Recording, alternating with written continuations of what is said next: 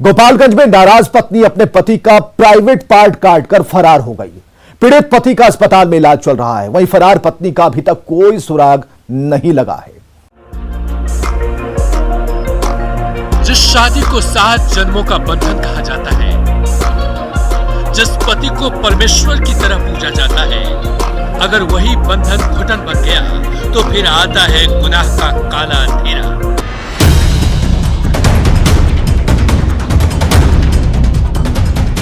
गोपालगंज में सदर अस्पताल की बेड पर लेटा ये शख्स अपनी पत्नी की रुसवाई की सजा काट रहा है।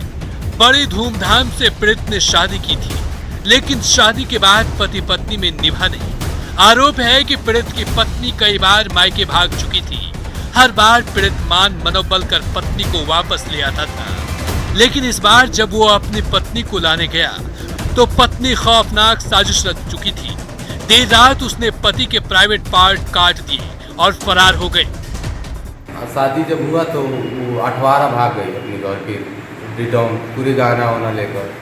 फिर हमको बुलाई जो है आना है, ऐसे ऐसे दिमाग में थोड़ा डिस्टर्ब था। फिर गए उसको खिलाने के लिए, तो बोल रही है कि ऐसा ऐसे बातें हम लेकर आए। फिर 40 दिन रही और फिर अपने माँ के पास चली गई। फिर कल हम गए थे 2-3 बजे करीब में, तो खाना वाना बनाई शाम कर खाए खिलाया वाला है और सो गए हम लोग दोनों। रात को 12 बजे हम लोग दोनों आदमी सोए थे और रात को 12 बजे ब्लेड लेकर सोई थी।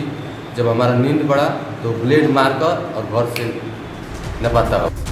पीड़ित का इलाज चल रहा है, लेकिन सवाल है कि इस मसले को जब बातचीत से हल किया जा सकता है तो फिर ये गुनाह क्यों?